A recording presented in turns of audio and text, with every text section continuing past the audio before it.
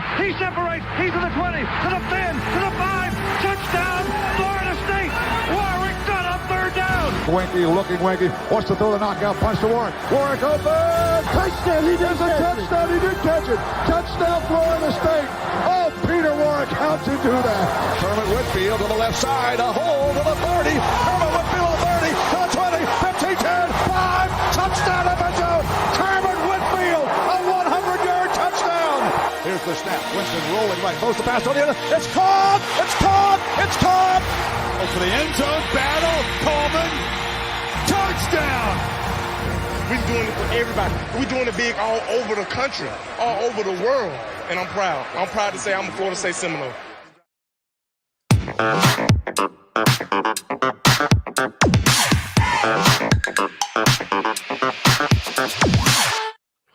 Thursday night, Vince, Garnet and Old. We do it every Thursday. How are you today, sir? I'm doing fine. Garnet and Old, no inside info, no contacts, no problem. Ryan, you did not do an off the cuff, nor did I do a V drive. We were on a bye week as well. And so, it just happened to work that way, but I'm refreshed. I'm ready to go for this week. We got a big weekend this weekend, Ryan. Yeah, what it comes down to is honestly that an off the cuff and V drive is usually a chance for us to on our own decompress after a few days after watching a game and kind of give you our takes with a fresh set of eyes after watching replays and things like that. Bye week doesn't really give us a whole lot, and there wasn't a whole lot to talk about aside from some rumors and speculation and poor reporting about injuries. Vince, I don't know if you saw my going back and forth, maybe calling out a inflammatory podcast that tends to report ridiculous stuff on injuries, reporting Bless Harris being out indefinitely, and then he was dressed for practice that day. Yeah, I mean, that's the way a lot of people get the engagement. Now, the question is whether they can keep it, because eventually people will catch on to that game. But, we've already stated we're not going to break that kind of news because we don't have it. And most of the time, most of those outlets don't have it either. So, correct. Yeah. And the ones that do have it, Vince, the ones that do know, don't report on it because they're following the guidelines from Florida State. That's correct, because they're not supposed to, and they have to keep things, especially related to injury and who's coming back and who's not there. They're not allowed to talk about those things. So if you're hearing that kind of stuff from other people, chances are 99% of the time they don't. If you're watching this broadcast, though, welcome. Drop a question or comment in the comment section wherever you're watching, and we'll try to get it answered and put it up on the screen. And if it's the first time here, subscribe, man. Hit the like. Tell your friends and family about it. We do this every Thursday at 7:00, and we also do pre and post game. We will be doing pre and post game this week for Virginia Tech live from Doak. Vince and I will. Vince, it's the first week of October, and we are just now going to watch our first game of the season together. It's just kind of how it worked out with the home slate this year. It was an odd start, only being in Doak Campbell once, and you missed that game for you were up in Georgia watching the Georgia Southern game. Yeah, I feel like I haven't been to Doak in a long time, and it's an accurate feeling that I have. But yeah, it was, Orlando was great. We remember that well, but it seems like such a long time ago. Mm-hmm. And then we had, the home game, which I did not go to. And then we had 2 away games and a bye week. So it seems like it's almost like we're in a whole nother season. Yeah. And we're about to embark on 3 in a row. And the weather, Ryan, the weather starting to turn, which I know speaks to your heart, speaks to my heart. But yeah, we'll be there. And if you are going to the game this weekend, remember it's a 3:30 game. And, Ryan and I will be tailgating. The Garnet Old tailgate will be happening in lot 12. That is right next to the tennis complex. So that's where you would find that. So, and we, rumor has it Ryan may have a little bit of food going there. And we'll have some swag for anybody that comes by. I know on our last show we had a couple of fans say that they were going to come by. So we'd love really to meet excited. people live. Yeah. So that's lot 12. We'll see everybody there. Yeah, from what I see on the old weather events, it's right around between 12 and 3. The line kind of moves through Florida, and from then on, even though the temperature won't quite be like cool necessarily at kickoff, the humidity will be low, which is just as good. And then Vince, when we wake up on Sunday morning, lows 49. How about that? Yeah, I'm hoping it backs up even more. Wouldn't that be great? Yeah, get a little cool start Get in a little Tallahassee. cool during the actual game, or maybe a little bit of tailgating after the game. Ryan, what's your intent after the game? You going home right away, or are you going to hang out? We'll probably grab food somewhere quickly afterwards. Mhm. I'm good as long as we're home by 11 or 12 at night. Like, it's not like a huge deal. It wasn't even an option for the Southern Miss game. I mean, we didn't even get out of Doak until 12:30 at night. I definitely wasn't driving home. Was staying in a hotel that for that game. So this will be kind of nice because uh, I would guess we'll be done somewhere in the neighborhood at 6:30 ish with the game. We'll do a post game wrap up and then find somewhere maybe to eat for an hour and then hit the road, around maybe 8:30. That's kind of my plan. Yeah, sounds similar to me. So 3:30, you're kind of in this no man's land a little bit, right? So Yeah.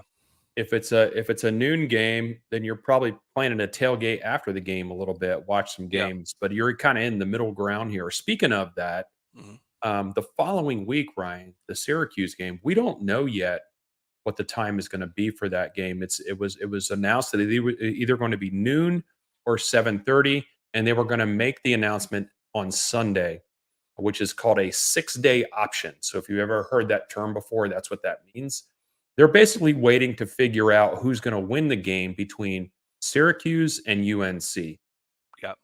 If UNC wins that game, that means that weekend, um, UNC is playing Miami, and that would be the bigger matchup. So that's probably going to be the later game.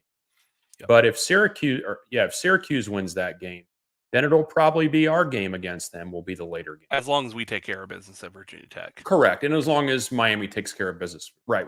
Yes, you're exactly right. Yeah, even as for diehard Knowles, we can admit that. I mean, I would rather, if I was a TV broadcast, put North Carolina Miami on. It's a better matchup. Yeah, I'm not counting my chickens until they hatch. Absolutely, Vince. We had a bit of frustrating news today that I want to get to. Tez Walker. Hey, I'm super happy for him. NCAA, gave him the waiver, allows him to play this year. That's awesome. I'm happy for the kid, for the human being. It's frustrating though because Vince, I don't know if you read the NCAA statement where they basically were like, if we only had this piece of paper from North Carolina before this wouldn't have been a problem. It's only on their incompetence that we didn't have this ready to go. And then North Carolina releases a statement saying we had submitted everything. There was nothing else that we provided that we don't, but we're happy that Tez is playing. So if you're the NCAA, I don't see how putting out that kind of passive aggressive statement helps anyone there from a PR standpoint. Who approved that? No, it's ridiculous, and it just again. It goes to show you the type of incompetence and the lack of leadership going on in that organization. For those that are not aware, Tez Walker was denied the ability to play this season due to the fact that he had transferred multiple times. But that new rule that came about from the NCAA happened after Tez had made those transfers. So the idea is that why are you going to hold someone to a new rule that wasn't supposed to be following that new rule? Yeah, the spirit is grandfathered in, right? Correct. So that's the deal with that. But the NCAA throwing that kind of mud over the fence is like, man, just say he's eligible after further review. We looked at some more stuff and he's eligible, and we're happy that he's able to play, and just be done with it, man. Yeah. There's no need for that kind of back and forth. It just makes everybody look small and petty. Yeah, and I think it speaks to their diminishing value in the college football world. There is a future, Vince, in which all these schools individually, group themselves and just decide we're just going to play football amongst ourselves, not under the NCAA banner. and then the NCAA will completely not matter except for lower level sports. But right now, I feel like this comment reeked of we actually have an opportunity to say something for a first time in a long time. Let's do it. Why it And matters to us. And that's what comes out. Yeah. So that's what they put out there. And so remember, the NCAA is an organization made up of the member schools. So it's not like, I mean, there are a couple of positions in there that are not tied to a specific school, but the majority of the positions there are like the president of Georgia, right? And all these other people are part of that group. I cannot imagine how, somebody cobbled that statement together and everybody's like, yeah, sign me up, send it out. Send it to the internet. Is that no one did. I think one person just was assigned to release a statement, and they just did. I don't think. Yeah, that's probably him tonight, because for all his talking about North Carolina bringing theater into it and everything, my man, I'm sure, is on public enemy list #1 now as far as college football as a whole. But as it pertains to Florida State, right? So let's go to the Florida State part of this. Darrell Jackson, pretty much the exact same situation for his mother's illness. Transfer multiple times before the rules changed. Applied for permission to play, and it was denied. And same thing as Tez Walker, maybe not as much of a national story, but a lot of PR stuff, moves and senators getting involved and things like that. So the wonder here is, and I'll give you my personal opinion, is I don't think this will end up with Darrell Jackson getting a waiver to allow him to play, because if he had this, I feel like the statement wouldn't have been specific to North Carolina. It would have been more broad, like, we are granting this waiver because when Tez went to transfer, the rules were different, so we're allowing him to play, something like that. And that would then lead me to believe Darrell Jackson was going to get it. But I think this is a very different circumstance from whatever documentation was provided. So I don't think this ends any differently, personally. Yeah, I don't think so either, but I don't want to close the door on it because now there's a precedent. And whenever there's a precedent, that the university, the compliance people at our university are doing whatever they can to figure out if this pertains to Darrell Jackson at all. Why do we care? We care for two reasons. First of all, it's total BS that they're not allowing him to play.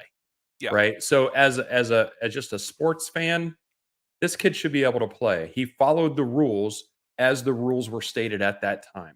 Yeah. Okay. As a Florida State fan and wanting the team to play well, if he came back to the team right now, he would be, if not the best defensive lineman that we have, he would be the second defensive line, the best defensive lineman we have. Agreed. So he would make a big difference. But I would say I'm probably in the 80-20 realm, where 80, this doesn't affect Darrell Jackson at all. But I do leave the door open just because a precedent has been set now. And whenever there's a precedent set, it leaves the door open for people that have like situations.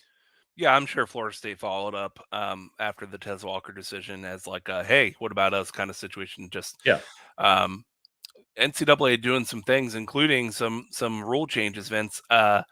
You're not allowed now to get a professional like photo shoot. Like we've seen it, every recruit who goes on a recruiting visit does the whole, even LSU with the spinning camera. It's not allowed unless it's an official visit now. So I think the guy at Florida that jumped up and slipped on his cleats and fell down, and kind of fun too. I think the spirit of this is because people are committed somewhere and they're visiting other places casually, and it's just not maybe not the best look from the NCAA's perspective. They want to kind of keep it to schools that you're actually really interested in, and not just schools that you're like, maybe I'm just going to hang out. I'm thinking that's the reasoning, but I mean, of all the things to focus your efforts on, I think it's probably a good idea. I mean, in the grand scheme of things, does it really matter? Probably not. But there are tons of unofficial visitors all the time, and we're going to talk about that here in a little bit for this weekend. There are tons of them going to schools every weekend, and when you have to put together an official photo shoot. Think of all the hours involved in that. Yeah. For the people that are, setting up the shoots, doing any kind of production of the shoots, whatever it is. And it's just another requirement that these schools have to provide, or they're expected to provide. So now that that's no longer allowed, now only the official visitors would get it, and that's a much more manageable thing. So only official visitors will be able to spin around going like this with our favorite Brian coach. Kelly, Yeah, right behind you, yeah, doing an interesting dance or whatever it is he was doing there. But speaking of recruits, a lot of recruits are going to be showing up for the VT game. You even had some social media posts saying, Tallahassee about to be rocking for the game. So a lot of players that are already committed, bringing players kind of like along with them. Some interesting visitors coming. Who knows what it ends up landing us in the grand scheme of things? But I will tell you this, Vince. I was at Southern Miss. Probably one, if not the worst game on our schedules, at minimum second worst, right? From North Alabama, and the place was packed. And that was a game that didn't get out till midnight, and people still showed up for that game. So conference game at home after a month of watching your team, beat their opponents, and now people are ready to support the Noles. Perfect weekend. The weather should be good. Packed crowd. It's sold out at Doak. So I'm thinking it's a really good time to bring in those recruits, because any of them who have visited Florida or Miami recently, Miami, they see the crowds there. In Florida, they see the losing there, and they're going to see both, hopefully winning and a packed house this weekend. Yeah, the crowds at Miami, that's an interesting term that you used. But I get where you're going there. But yeah, we haven't had the opportunity to host recruits for a while. And when you partner that with the type of success we've had to start the season, there's going to be 34 plus probably commits here. And like you said, a lot of the I'm sorry, 34 visitors. Yeah. And there will be a number of the FSU commitments there, because they're excited to come back. They haven't been back. Yeah. Because we haven't had a home game in a while. I'm just looking forward to it, man. It's my first game this season back at Doak. And I'm just happy to be there and just, watch the blue skies. Yeah. And watch hopefully watch the scoring commence. Yeah, you'll have to crawl up to the nosebleeds where my season tickets are and say hello at some point. Maybe I hear the weather's a little cooler up there. It is. That's exclusively why we picked seats near the top of Doak on the home side, is because they open the window up and the AC comes out. Yes, during the Southern Miss game, and it was pretty hot during that game, very humid. The AC comes pouring out and just hits you like a nice breeze from the box seats above. So and the media box. So really, really nice. And if you are in the top 10 rows in Doak on the home side, you are always going to have shade. No matter what time the game starts, the sun is already further behind Doak, where it just perfectly gives you shade and everyone else is cooking. So I'm excited for it. We are officially going to call the AC there secondhand AC. That's what we're going to call it. Yeah, it's definitely something that I appreciate, unlike secondhand smoke, which I smelled some of that near the section I was sitting. Interesting. I bet you do. But Vince, it's going to be a good weekend. And I will be solo this weekend. My wife is flying up to Michigan to go to a wedding. Where people, plan weddings during college football season.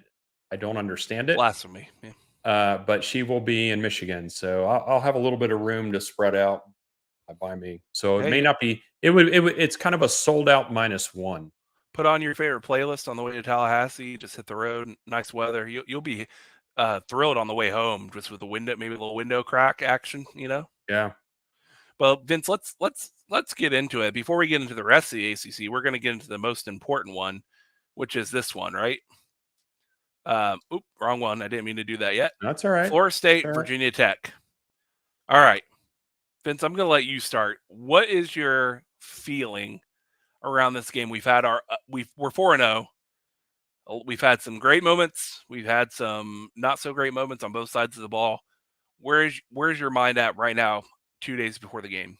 So if you want to compare it to all the games we've had thus far, we've had a game where we played a good half. We've had a game where we've played a good 12 minutes. We've had but it's not been like a complete game. I don't think this is going to be a complete game either, but I think it's going to be more complete than the games we've had. I Yeah. think, and the reason for that is a couple things.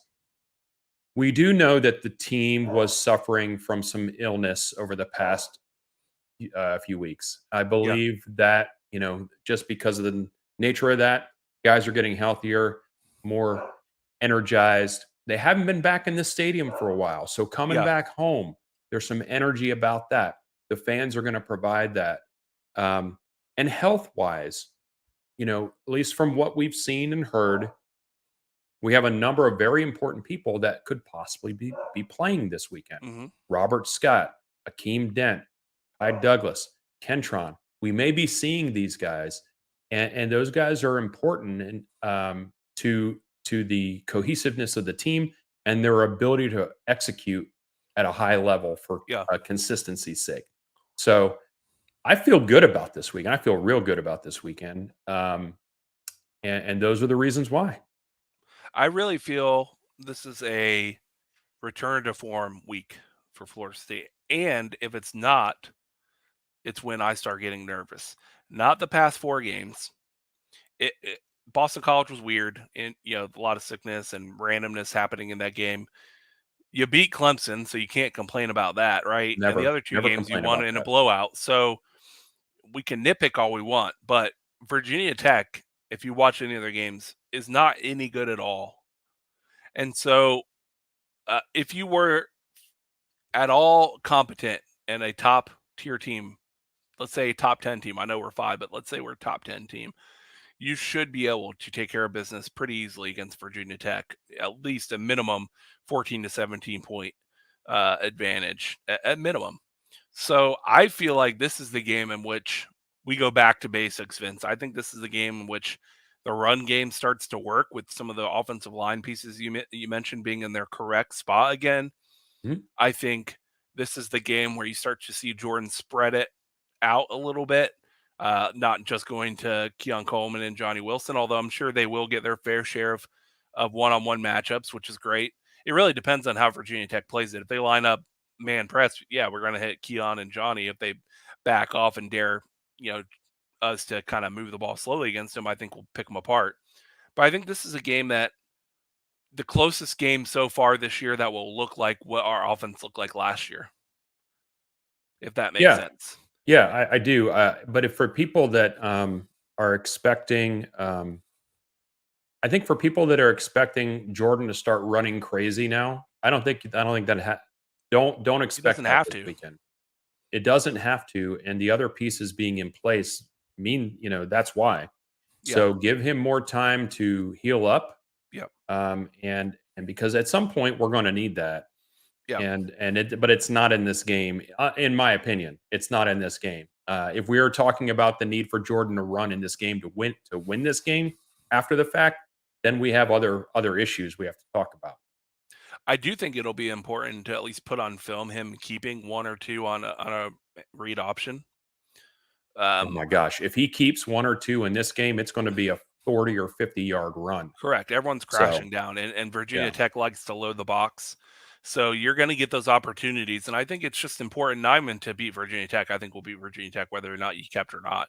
But to put on tape that he is willing to keep it is important going into the other games on our schedule coming up. We got some tough matchups coming up. We do. It's going to be some fun times, but I really think Jordan needs to show that his legs are a factor again. They don't have to be the factor, but a factor. They have to be part of the equation. And I think for the underneath stuff, I think Ja'Kai Douglas helps a lot with that. Last year and really the whole time they've kind of been together, they love to use Ja'Kai on the cute stuff. They love to use them on the end arounds, the wheel routes, the jet motion stuff, and jet motion. They love him in that. And if he does end up playing, and who knows if he actually is, I mean, he practiced this week.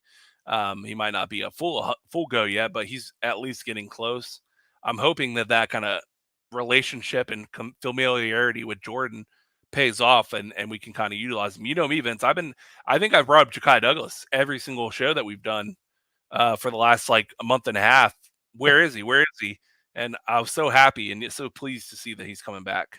Yeah, play Ja'Kai Douglas all the damn time. Yeah. By the way, if anybody's watching and you want to chime in on your thoughts on this game, please do. Just post it in the comments there. Ryan and I will put it up on the screen and we'll chat through them. But yeah, I feel good about this weekend. Yeah, I feel good about the performance we're going to have as a team. The team's going to have, and I think we'll all be happy with the end result. Vince, give me your score prediction for Florida State, Virginia Tech. Oh yeah, I probably I think I'm looking at 48-13. Okay, 48-13. I like it. I'm gonna go 40-14. Okay.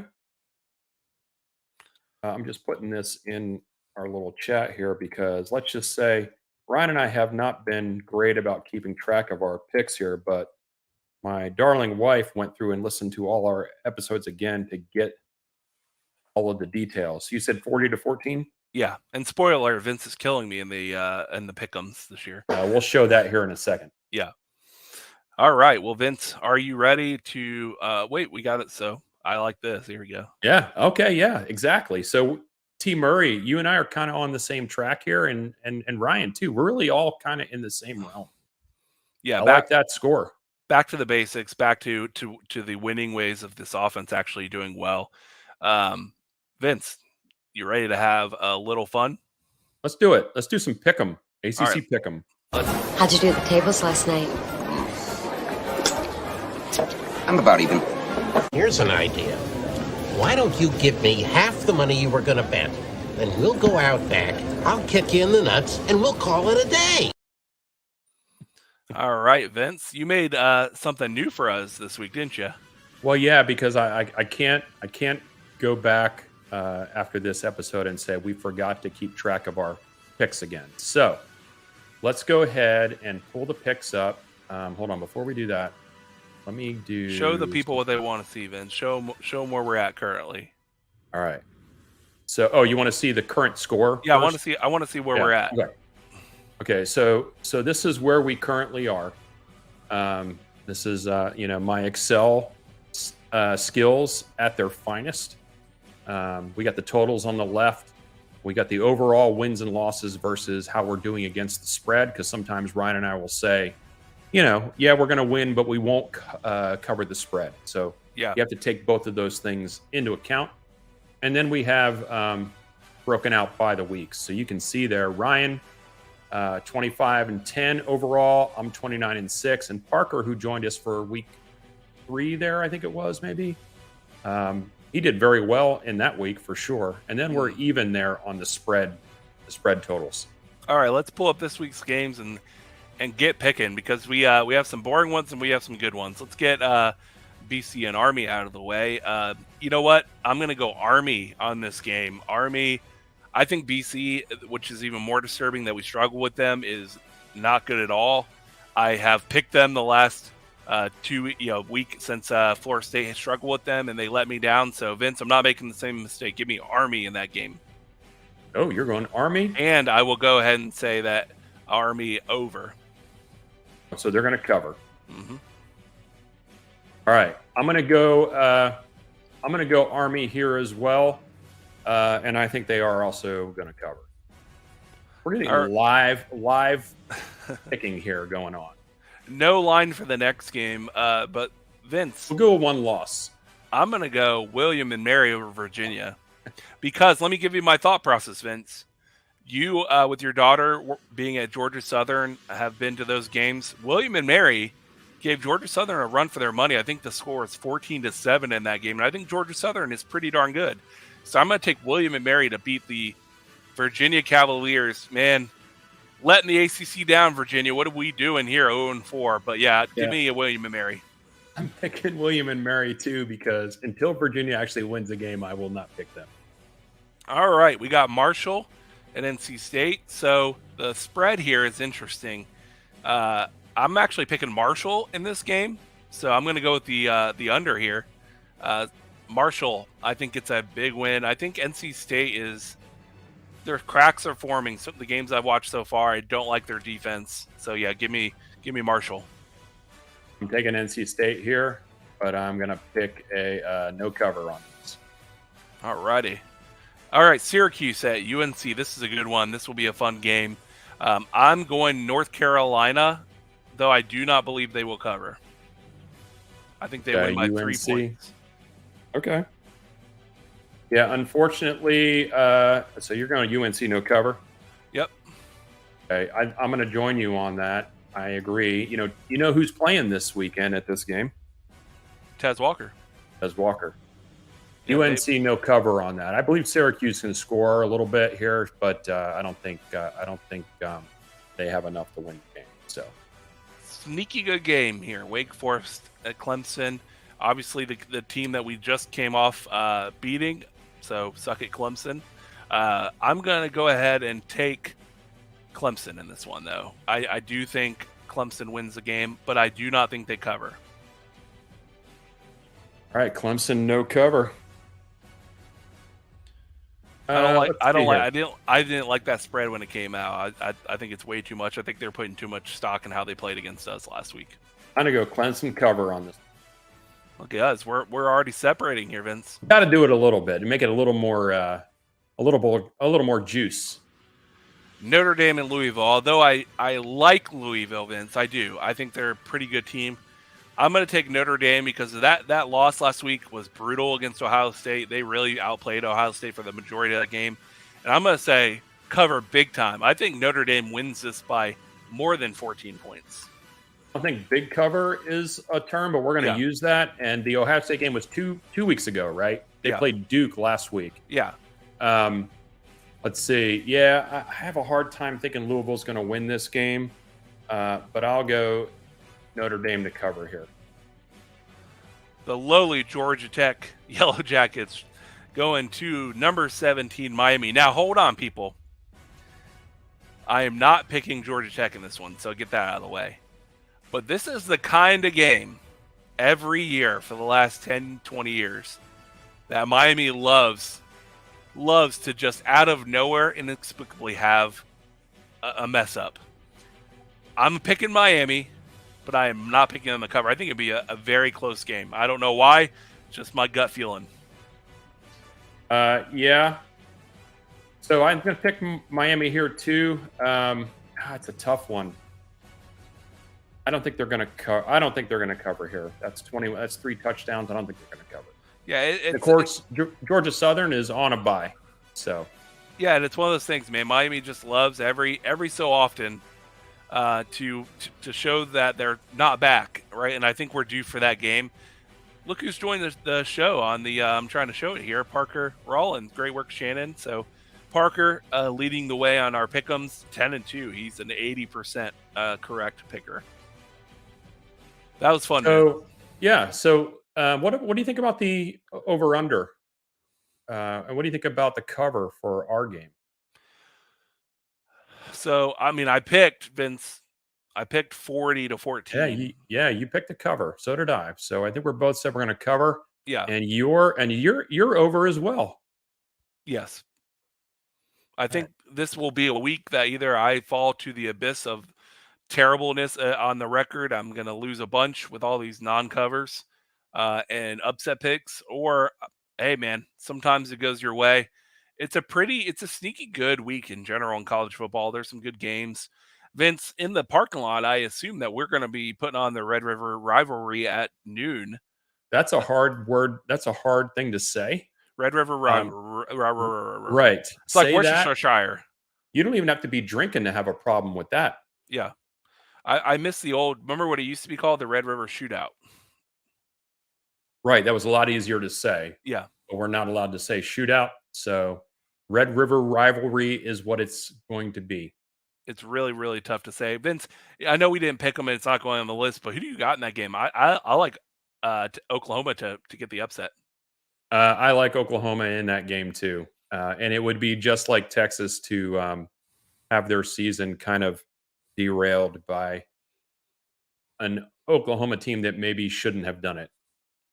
And I want to bring one thing up, Vince, only because it's only a couple weeks away now. I mean, we're getting close already to our second show at Fishware Brewing Company here in Jacksonville for the Wake Forest game on October 28th. So we're in the month that this is going to be happening. We don't know the time yet of that game, but the second we do, we'll put it up and share it with everyone. But please come out to Fishware Brewing Company in Jacksonville, Florida. Watch along with us. We do pre-game, halftime, and post-game show, as well as just hanging out and having a good time, drinking some beer. And we appreciate Fishware for having us as our game day spot for away games. And hopefully next year that relationship continues and we do even more of them. Let me paint a picture for you. It's late October. You've got a tall glass of Garnet and Golden Ale. You're parked on the Adirondack chairs in the back porch area, the back patio area. The game's on the TV. You've ordered some food from some of the restaurants right around there. The weather, it's probably, what do you think? It's going to be 58 degrees outside. Vince, it's 3:30 in the afternoon, and it is high of 72. It's blue sky, right? But the sun is shining. And you've got a contingent of Marching Chiefs alumni there to give you the feel of Bill Campbell Stadium right there in Northeast Florida. Where else would you rather be? So what you're you saying don't want to be at Snuggy Hill. What you're saying is, Vince, is that we're probably going to do that live show from the patio if the weather holds. I would think so. I mean, I like the spot where we had it, but or maybe we will do it from the spot we had it and just do a couple segments out and about. Absolutely. Speaking of segments, Vince, everyone just keep an eye out Sunday morning after this coming week for an interesting segment to be uploaded from your friends here at Garden and Old. It's going to be a lot of fun. We have something new coming your way that we think is going to be a lot of fun. It might be a disaster. It really could be. We're going to try it. We are going to do it. We're going to edit it. We're going to do it again when we get home, and then we're going to upload it, and whatever it comes of it, it's going to either be terrible or it's going to be hilarious. I'm going to lean on the hilarious side, but Vince, how about this? We will announce what that segment will be in our pregame show this Saturday from Bill Campbell. And we have to, we say, well, why don't we do it live? We just don't know what we're going to get out of it, so we want to make sure it's cut up and friendly. So we'll see how that goes. Also, a reminder, we're still wanting to give away some tickets to the Miami game with a parking pass, and in order to be eligible for that, we need you to go and subscribe to our YouTube channel. We need to get the numbers up. The climb needs to continue. So we're still on track to do that. So don't forget about that. We got a lot going on, Ryan. We do have a lot going on. It's been a definitely by far, probably times 3 or 4, our busiest year at Garnet and Old that we've ever had. I mean, we started 3 years ago, Vince. It started as a once every couple weeks. Then it was 2 years ago, it was a once every week. Last year it was once or twice a week. And this year we have 4, sometimes 6 things a week that we're uploading. So a lot of great stuff. And that will probably just continue. If anyone wants to represent and get your brand noticed on our show, reach out to us at garnetold@gmail.com. We'd love to have you as a potential sponsor of our show. Vince, it's been a great show. Thanks so much for doing this every Thursday. We both get home from work. We're both tired, but we make time to do this because we love Florida State. That's correct. We love Florida State, and we love sharing the banter with like-minded folks. This has been Garnet and Old. No inside info, no contacts, no problem. Send the Chiefs all the damn time. Go Noles. Beat Vatek.